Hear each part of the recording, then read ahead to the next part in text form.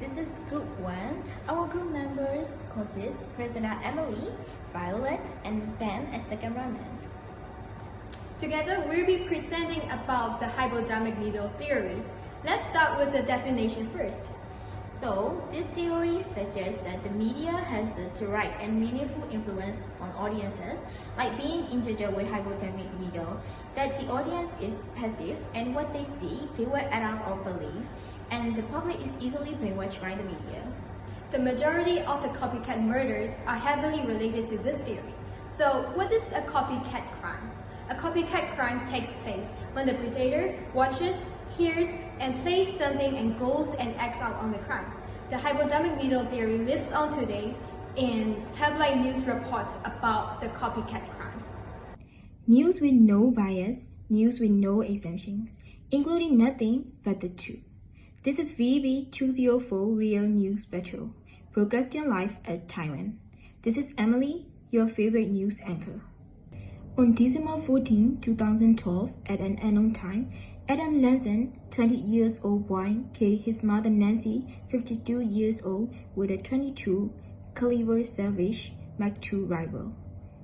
Lanza then drives his mother's car to Sandy Hook Elementary School, which is 5 miles away.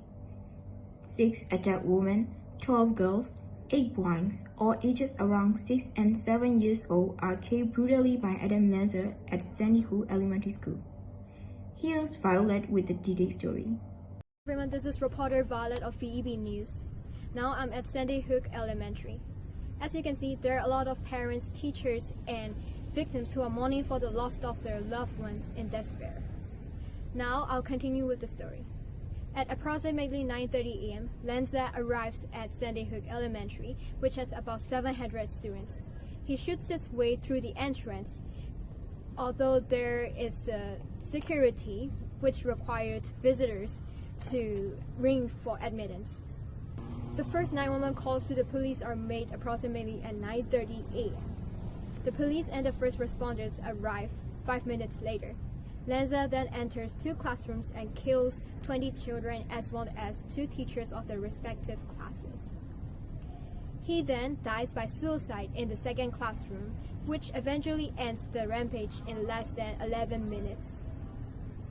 Some 400 children, kindergartners to 4th graders, went to Sandy Hook Elementary School today to learn and play. 20 would die.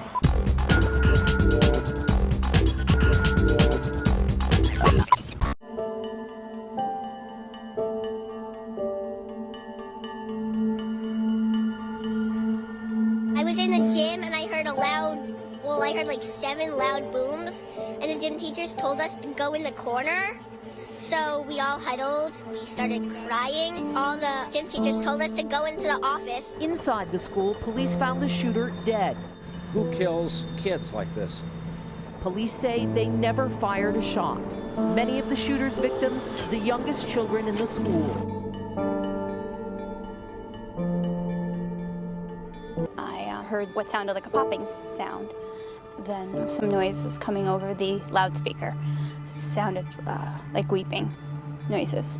And really wasn't sure what was going on at that point. And then realized that we were in some sort of a situation. So I gathered my class over to my coat closet area and had them sit on the floor. I immediately locked the classroom door.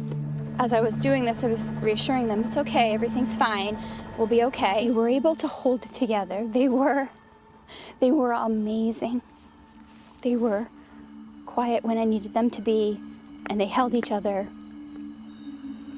And they were perfect.